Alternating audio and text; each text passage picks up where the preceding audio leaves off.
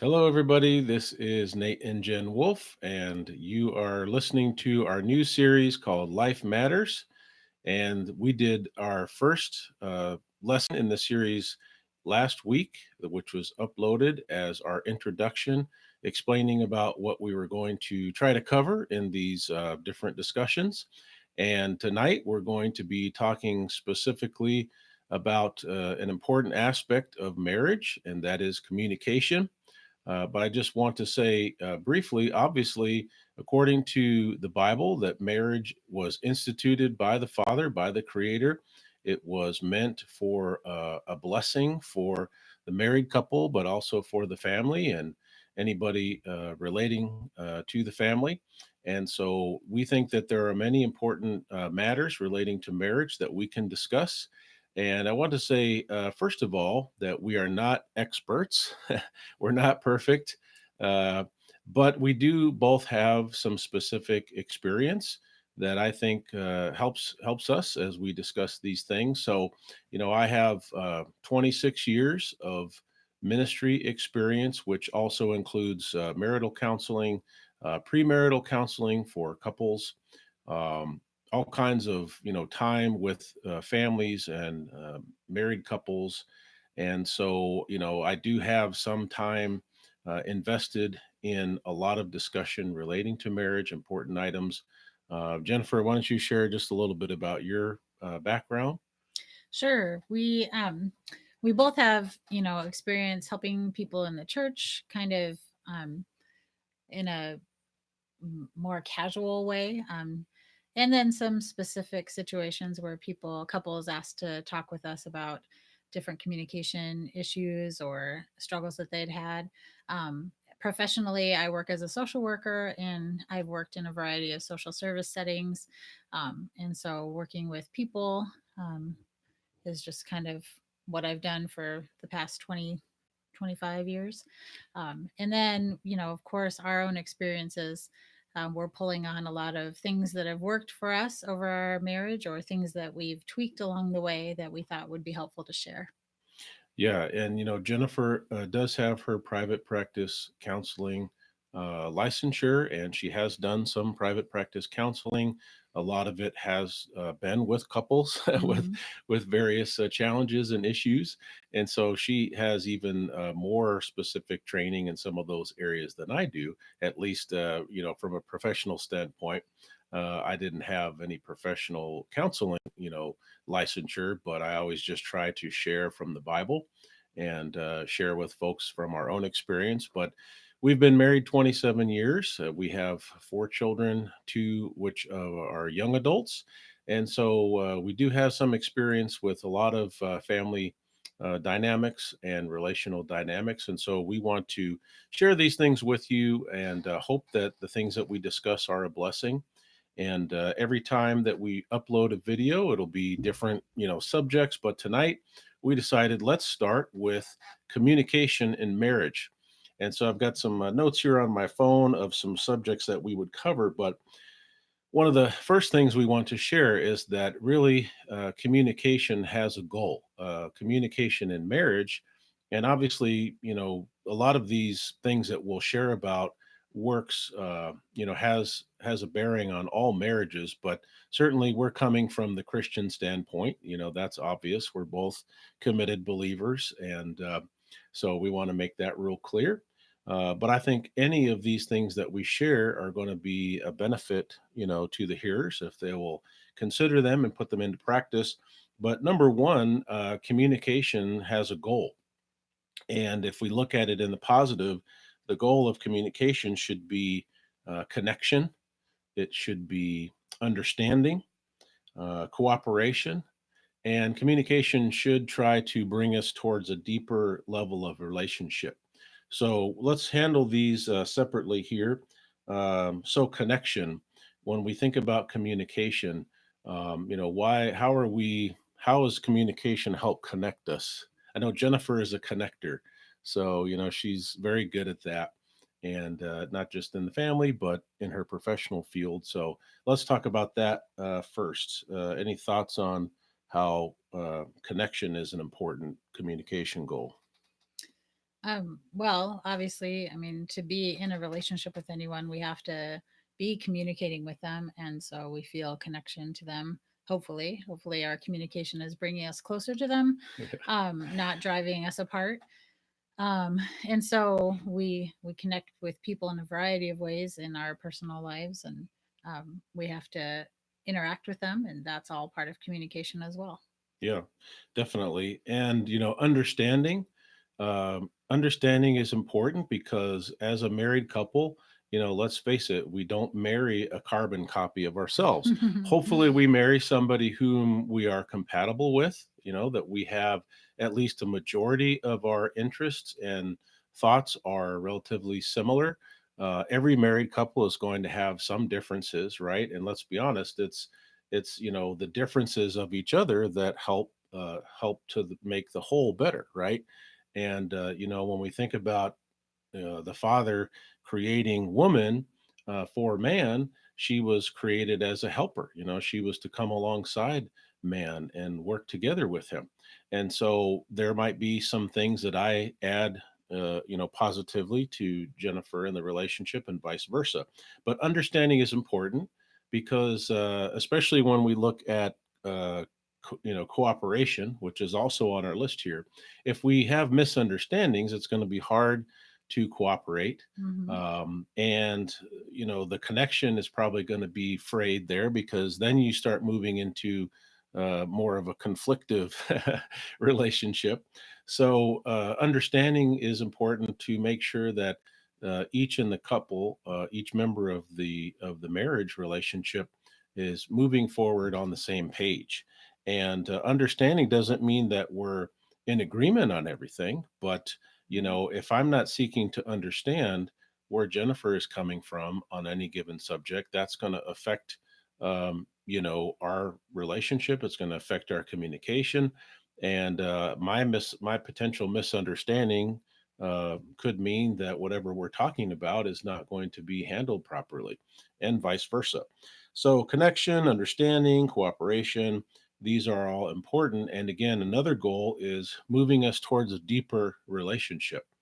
And when you think about in terms of our relationship with our Heavenly Father, if we don't have effective communication, if we don't seek to try to understand Him and His will, if we don't seek to cooperate with Him in His kingdom, we're not going to have a deeper relationship. And also, I guess having adequate time together, fits into that whole deeper relationship.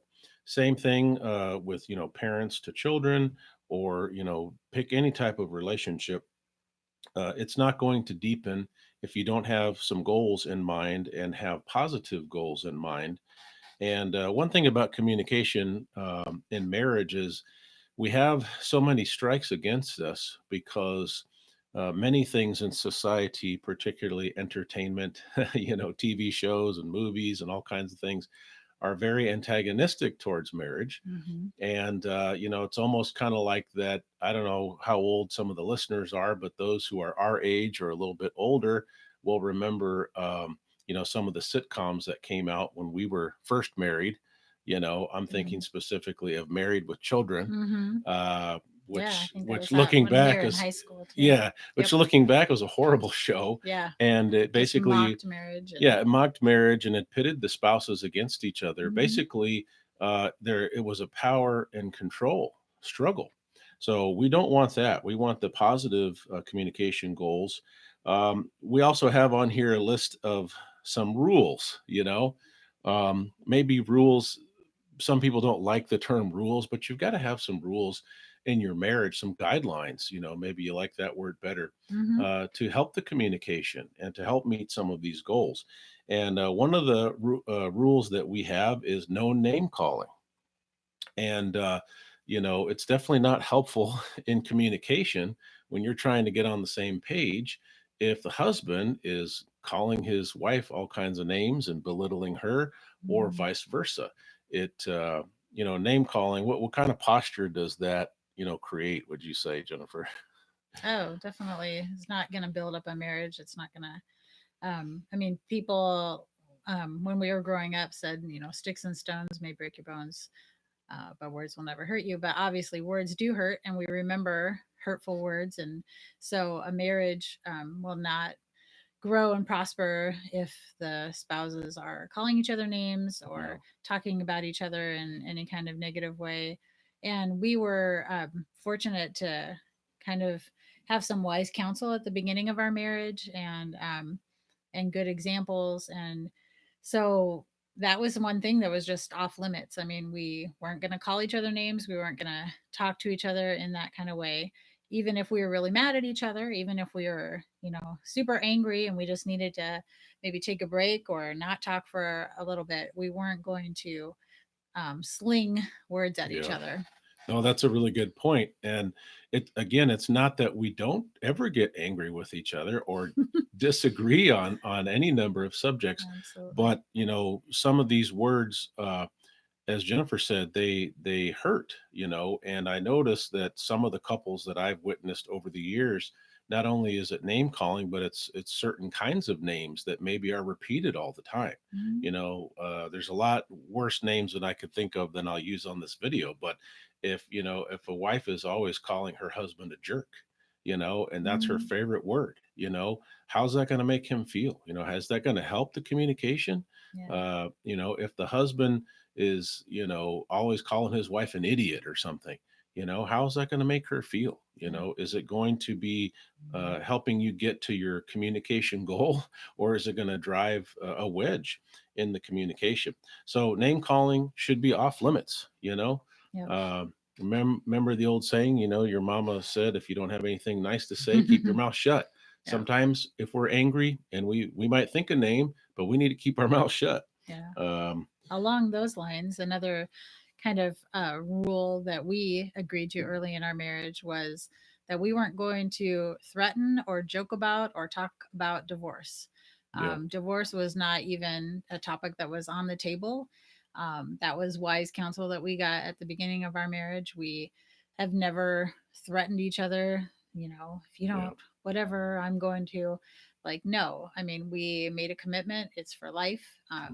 And we're not even going to entertain that as an option or a discussion point. It's Yeah. just like it's just not it's not an option. Yeah, I So, mean, marriage is a covenant relationship, and we know the scriptures say that God hates divorce. The Father mhm, hates covenant breaking, literally.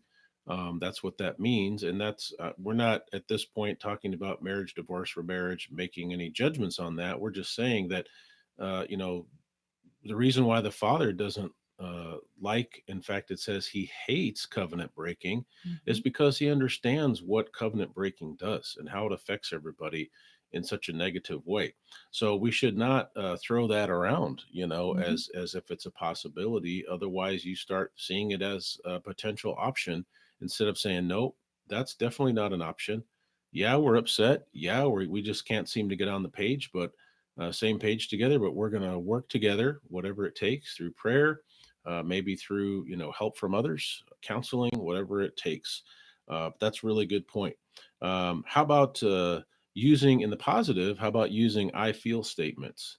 mhm. We used to talk with our kids about that for a while. Yeah. They were learning that in school. Yep. And they would share with us, hey, when you're upset with Johnny on the playground, instead of calling him names or beating him up, you use an I feel statement. So if you're not familiar with I feel statements, I mean, they are what they sound like. So instead of telling Nate, you make me so angry when you whatever, fill in the blank, I would say, I feel upset because, and I would fill in the blank. Yeah. So it's less of an attack. It's more of sharing your feelings in a accusatory Yeah. way. Um, and Instead it of saying helps. you, the focus Mhm, is on how I feel. I feel frustrated now because of ABC. exactly. It's a little less aggressive, and it helps to kind of break down the defensiveness at least a little bit. Hmm. It's much better than saying you, and pointing the finger. Right. Going Um, on the attack. So, sure.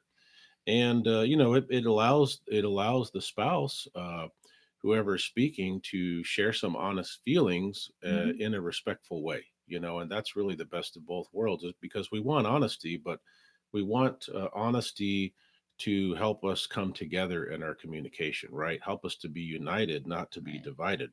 And this, this is tough at times, especially when you're maybe in a disagreement.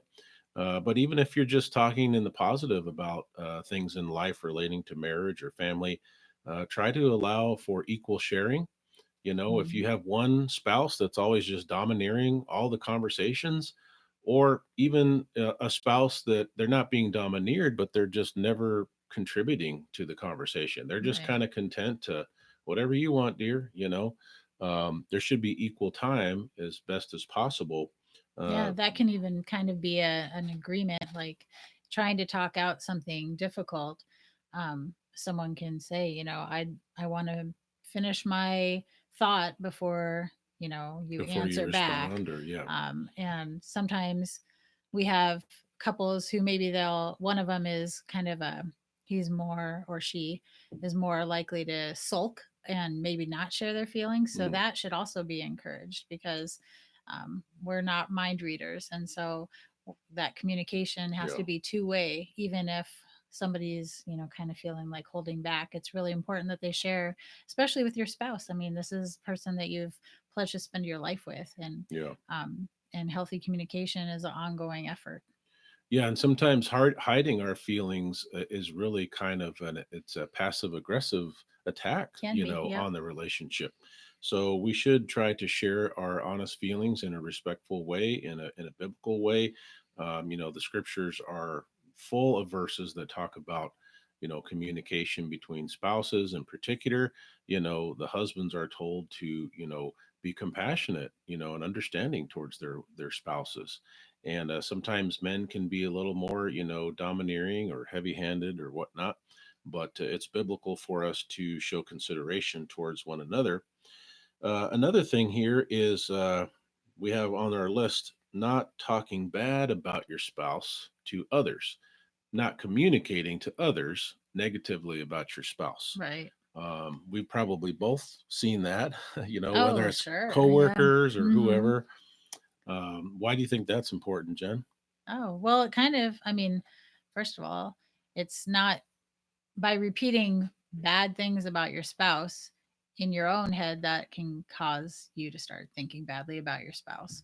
Also, think about what other people then think about your spouse, right? A lot of Yeah, times we want to vent when we're, angry or upset. yeah, Um, but, you know, bad mouthing your spouse to someone else is not good for anyone. Also, can get back to your spouse and yeah. cause worse problems.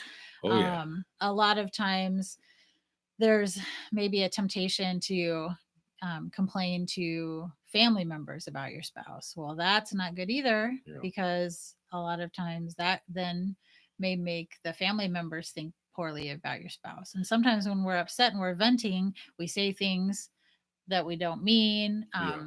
but our family members may not know that, And so.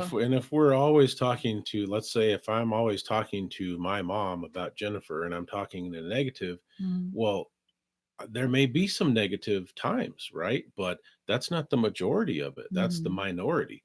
But sure. if most of the time when I'm sharing things with coworkers, friends, family members, if it's all just negative venting, what kind of picture does that paint in their minds? They're going to be thinking that the husband or the wife is just mostly negative, and True. they're going to start to give counsel against that marriage. They're actually Mhm. going to participate in potentially breaking up communication and relationships. So it's very important to be careful of that.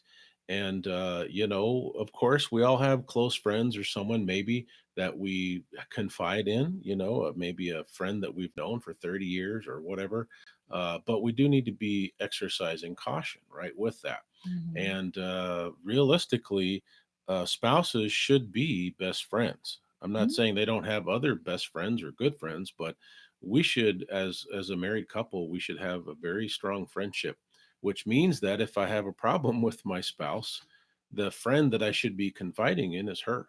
I should say, Right. honey, can we talk about something? Yeah. Or vice versa. She could say, hey, sweetie, can I share something with you? And so, how you also initiate that kind of a conversation is going to make a big difference. I would say along with that, I mean, there are times in a marriage where a couple or maybe one or the other does need to talk and get some good biblical advice and counsel. Yeah. And so talking about a situation or about, how to handle a problem in the marriage can be appropriate with the appropriate audience, Yeah. like with maybe a minister or maybe a Christian counselor, or going together to a Christian counselor. So there are definitely times for that. But I'm Yeah. talking about just, bashing your husband or wife around the water cooler at work is Yeah. not appropriate. And that's not going to help anybody, and definitely not going to help your Yeah. marriage to be repeating those kind of negative things, instead of focusing on the positives and building up your spouse. Yeah, and you can actually be guilty biblically of sowing division. A lot of times we think of sowing division in the congregation, which happens a lot, but you can be sowing division in your own marriage and not even realize it Yeah. when you're talking negatively. And as Jennifer mentioned, ministers and counselors are generally bound by confidentiality. Hmm. And so, that cuts down on potential gossip. But if you just fly off the handle with certain people, whether it be a member of the church, a coworker, a friend, one of your relatives, and they're not bound by that confidentiality. You Hmm. might say, "Hey, this is just between you and me."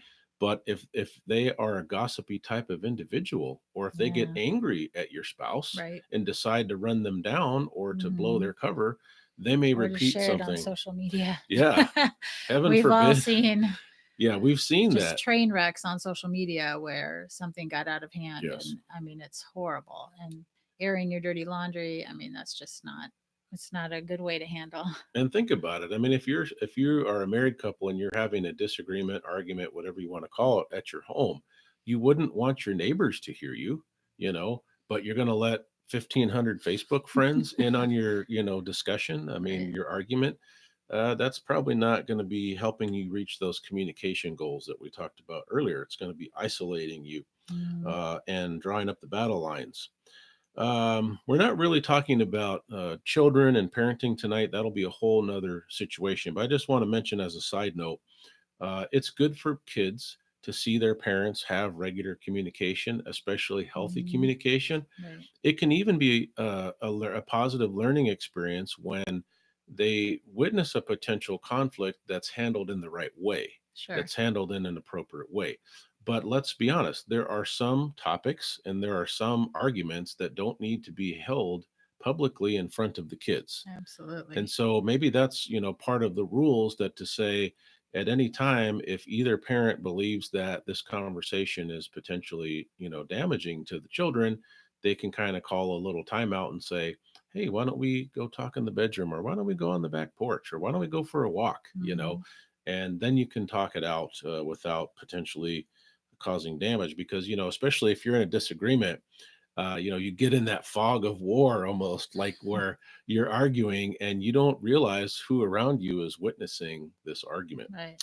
I would So, say alongside, I mean, to echo what Nate said, I think it is good for kids to see their parents modeling healthy disagreement, because they're going to yep, disagree. They do disagree with their siblings or maybe, school peers or whatever.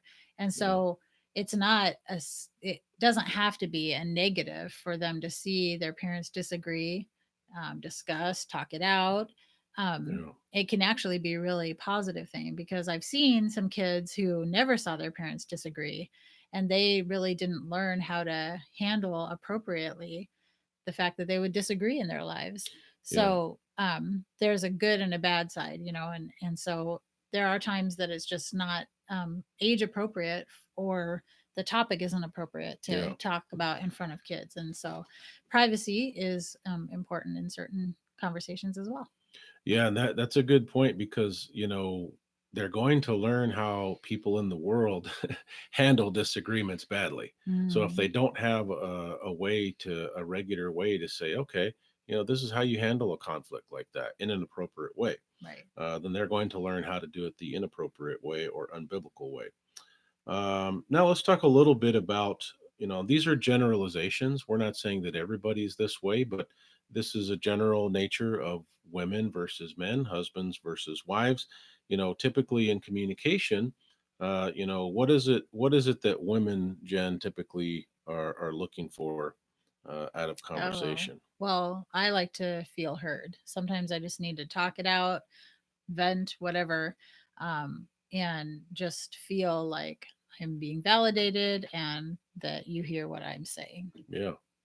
And that's tough for men because let's be honest, most men are fixers, right? Or at least they fancy themselves as Hmm. fixers. They want to get down to brass tacks. Okay, what's the issue? Who's the problem? What's the problem? What do I need to do to fix Hmm. this? Yeah. And a lot of times Or give when advice on or to how give to fix advice it. on here's how this should go down, or to dictate here's how this should be handled. And so, we need to, as men, we need to say, okay, we can get anxious, right, when our wife is sharing something important, maybe even something emotional or difficult or challenging. And we tend to get our anxiety up, right? Because now we're rushing things. When you get anxious, you're rushing, right? Your blood pressure's up, your heart's beating, and you're thinking fast, and you're just trying Fight or to, flight. yeah, fight or flight, and you're just trying to find a solution, right? And so you may not even be hearing what she's saying, which is what typically what women would like, is they would like to be heard out. Yep. Here's my issue. Yeah. And Jennifer's not necessarily wanting me to fix it. Most of the times it's not about, hey, fix this. Yeah, and so I've learned just to preface my conversations and tell Nate, like, I'm okay with this. I need to Yeah, tell you what happened today. You're not even going to believe this, yeah, or and just get it off my chest, and then I yeah, can move on. And sometimes I do, I ask Nate, like, do you think I should go and speak to this person? How should I handle yeah, this? And then he yeah, can use that part of his brain that he loves to, okay, this is a good solution for that problem. But yeah. sometimes I don't need that. And sometimes she'll just come right out and preface it. She'll say, I'm not asking you to fix this. I just want to share with you Yeah. how I'm feeling. Um, okay. And you may have heard of the fact that, well, years ago, someone developed a book, some information about what's called love languages. Hmm. And we want to just share a little bit about that, and just use ourselves as the guinea pigs, as the example. Uh, I think there was a book written about how there are five Hmm. main love languages. We're Yeah. not going to, elaborate on all the love languages, but we're going to share about, what we've experienced as a couple. Typically, Jennifer's love language is more words, and Hmm. affection. And so, she wants to be able to share her thoughts and feelings, and that's, similar to when she's having a problem and she wants to share. She also wants to share about the good things, right? It doesn't have to be an issue for her to want to be heard. It could be something positive, but also affection. And so it's not that I don't use words, and it's not that I'm not affectionate, but I'm kind of on a different love language generally. Right. So It- Nate's love language is acts of service. yeah, So Nate values, things done for him to show that I love him. And the way that Nate often shows me that he loves me is doing things to make my life easier. Or he makes coffee every morning. He makes sure that he makes mine and his I'm coffee. on the And coffee crew. yes, he brews, right? And Hebrews, yeah, he makes sure that my gas tank is full. yes, yeah, yeah. So um, the different, and that's the thing, is we often project our love language onto our spouse. Now, I like affection, and so Jennifer, if her love language is words and affection, she might be showing me affection, which I appreciate.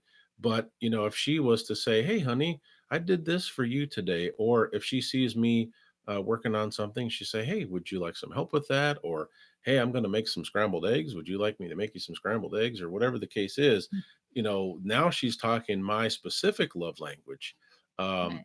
I can, drive to Jennifer's work and bring her a coffee, or say, hey, honey, I'm going to swing by and pick you up for lunch. And Jennifer will enjoy that. Absolutely. But It's a if great idea. it's a great idea, I should do that more often. But if, let's say we're at a football game or something and it's cold, and I put my arm around her, and maybe share my coat with her, I'm showing her affection. And I'm telling her, honey, I love you so much. And, thank you for being such a wonderful spouse and for being so Mm. supportive.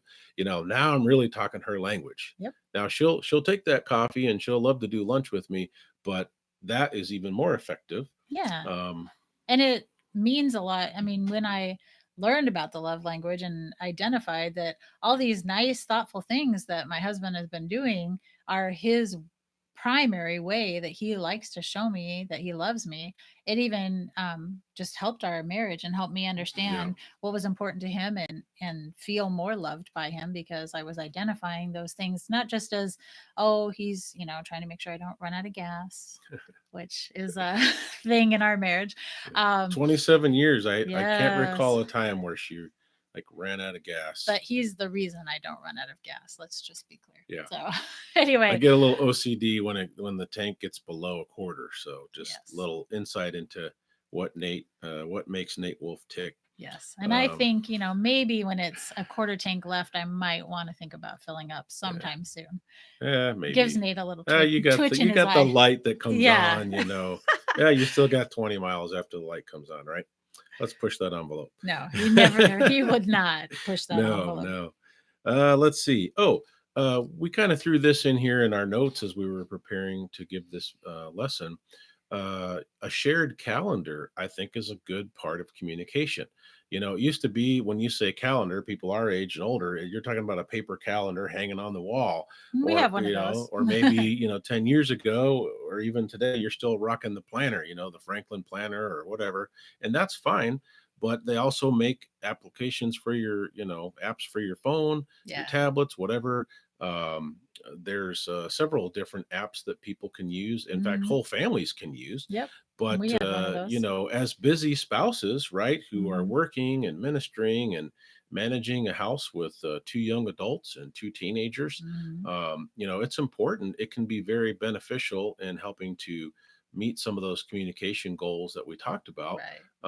and streamline some things, make it a little less hectic and maybe a little bit more enjoyable in life to share, calendars. Because Hmm. if we don't put stuff on the calendar, I might have some agendas for the week and people I want to go see and things I want to Hmm. do, and Jennifer might have hers, and you can start to get double booked on a lot of Sure. things.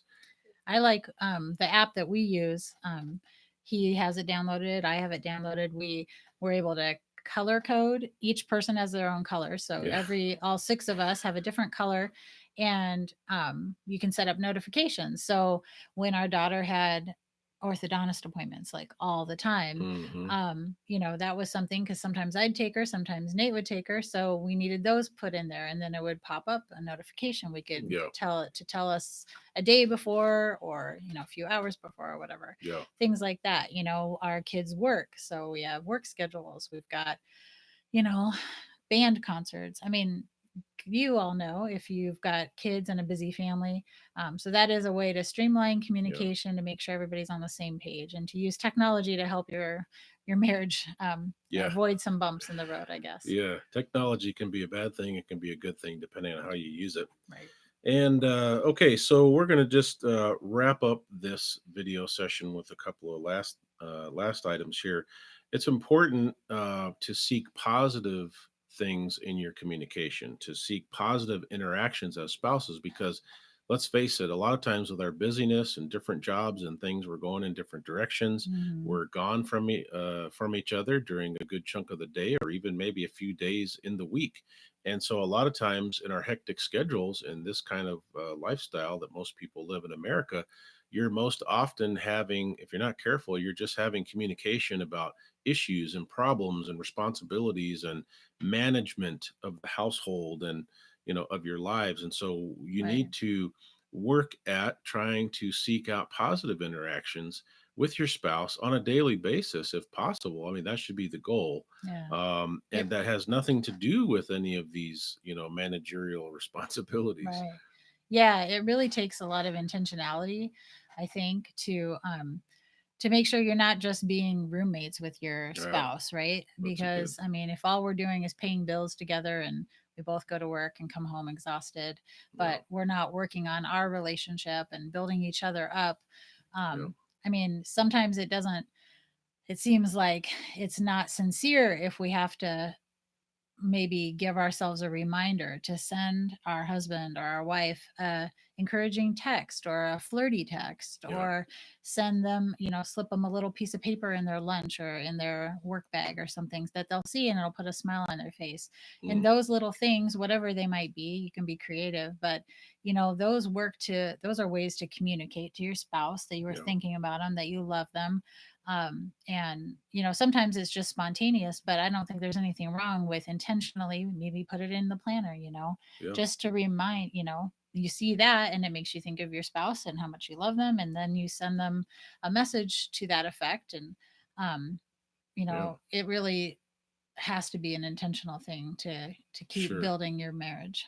Yeah, and it even goes back to the foundation of the two becoming one flesh, being joined together, coming together and mother and cleaving to their spouse. And certainly there's an intimate aspect of that becoming, one flesh. There's a sexual aspect to that. But more than that, I think the Father desires for us to have, oneness in every aspect of our marriage, to the best of our abilities. Mhm. And so some of these things that were hopefully helpful to you guys. And, you might even be able to share video, this information with other people that you know. And so we hope that you'll do that. We hope that you'll like the video, that you'll share it. And again, we can be reached at nate@firedfortruth.org.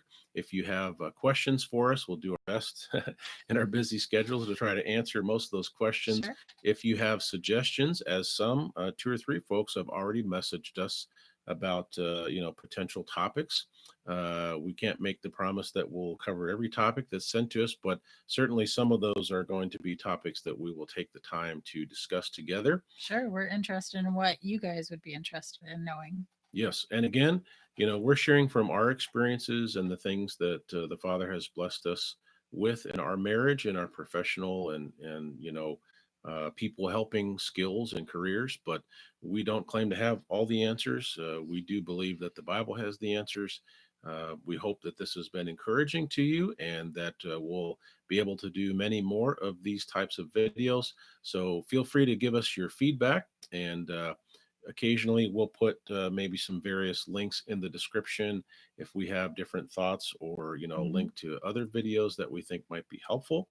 But I'm going to let Jennifer have almost the last word here. I'll sign us off, but Jennifer, any last thoughts about communication in marriage? Just that it's an ongoing process. I mean, after 27 years, we're still working on it, but it makes our marriage stronger when we can communicate the hard stuff and the happy stuff. So, Yeah, that's great. And remember that your communication will trickle down to your kids. It'll trickle mhm. down to your grandkids. It'll trickle down to anybody Yeah, that's in, patterns. yeah, any guys so much for joining us. I appreciate Jennifer coming on with me. This is exciting Yep. and new and fun, and we hope to do more of these in the future. Take care and God bless.